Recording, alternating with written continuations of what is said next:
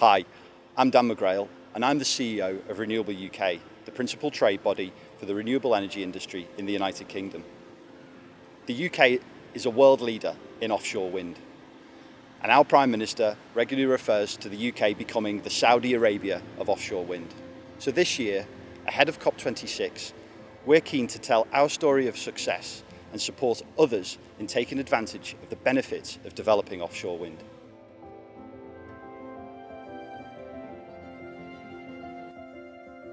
The UK was an early developer of offshore wind, with one of the world's first test sites for the technology off the coast of Blyth in the northeast of England. Blade and component innovation continues at this site today at the Offshore Renewable Energy Catapult Test and Demonstration Centre, looking at fixed and now floating offshore wind. Since then, the technology has developed at an astonishing pace. Innovation in components, coupled with increased size and efficiency of turbines, has hugely reduced the cost of offshore wind development. The UK now has the world's largest capacity of offshore wind development and has a target of deploying 40 gigawatts of offshore wind by 2030, alongside 1 gigawatt of floating wind. This wind development is a critical part of achieving the UK's commitment to net zero carbon emissions by 2050. The cost of new offshore wind in the UK fell by 65% between 2015 and 2019. Indeed, 2019 was a landmark moment for the offshore wind sector in the UK, where the government procured new offshore wind at prices below £40 per megawatt hour. Given expected UK wholesale electricity prices, this officially marked the moment where new offshore wind development can now save consumers money. We're using offshore wind to make our country more competitive and make energy bills more affordable in the long run. Low-cost offshore wind isn't a uniquely British story either. The price of offshore wind has been falling worldwide. We've seen clear industrial benefits from our offshore wind development. The Siemens Gamesa blade factory in Hull employs over 1,000 people directly on site, with 97% living within a 30-mile radius of the city.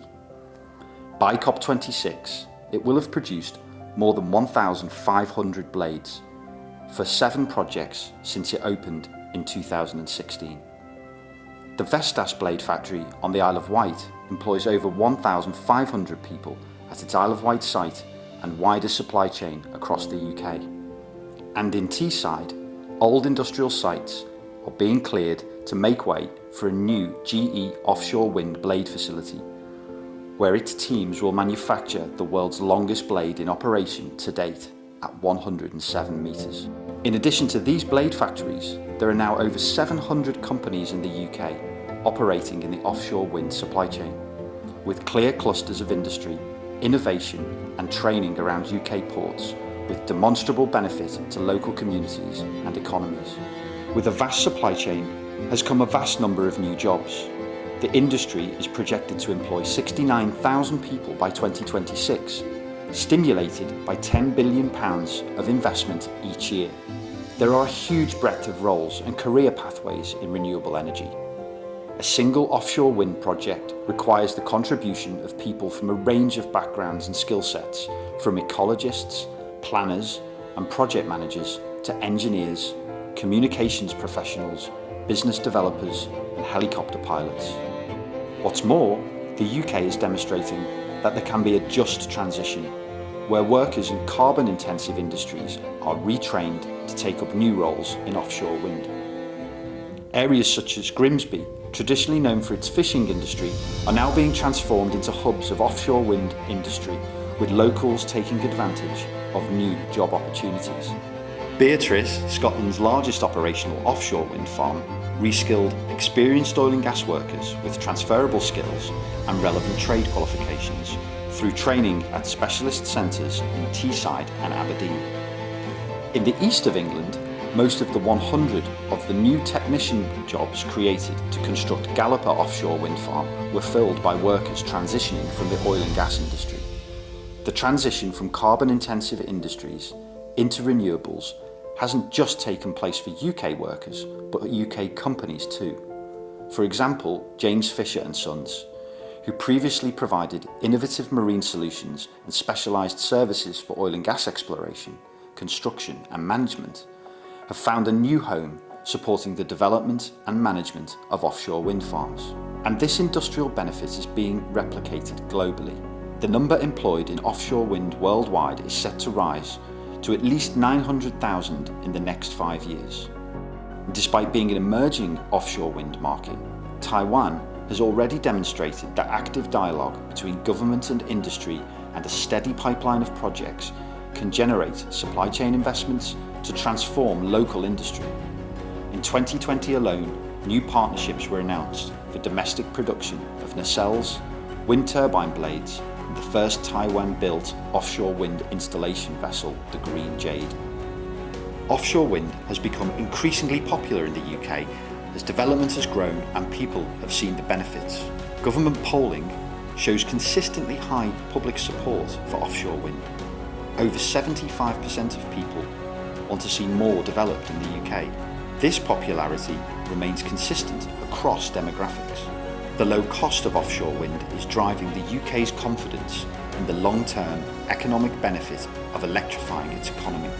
For example, in transport, the UK has set a date of 2035 to ban the sale of petrol and diesel vehicles, coupled with an ambitious vision for the rapid charge point network across Britain's roads to support EV rollout. Furthermore, the UK is at the forefront of developing green hydrogen from offshore wind, which it hopes to use to decarbonise aspects of its economy it may be hard to electrify, such as heat, industry, rail, aviation and maritime. The development of hydrogen, alongside the rollout of electric vehicles and battery storage, will ensure that any system costs of balancing the grid are kept low as renewables become a greater proportion of the UK energy system.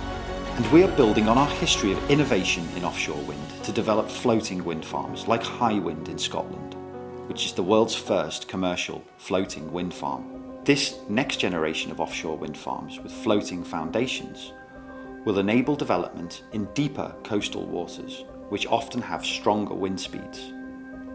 The UK has committed to 1 gigawatt of floating wind development by 2030, but we are not alone in our commitment to developing it.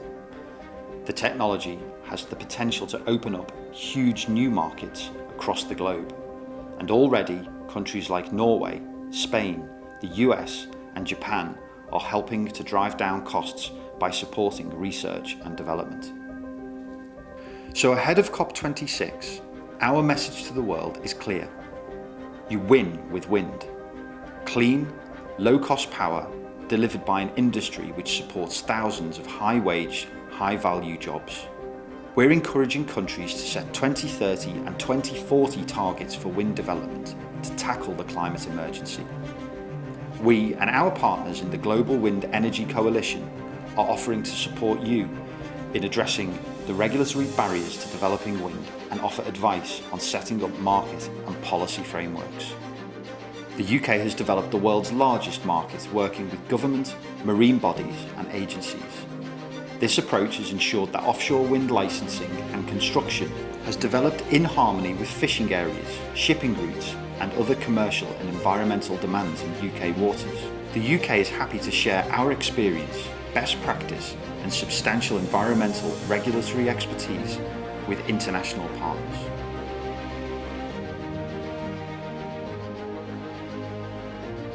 There's more than 71,000 gigawatts of technical potential for fixed and floating offshore wind globally.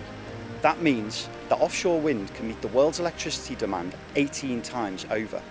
So come join us in the UK and countries like us around the world embracing offshore wind.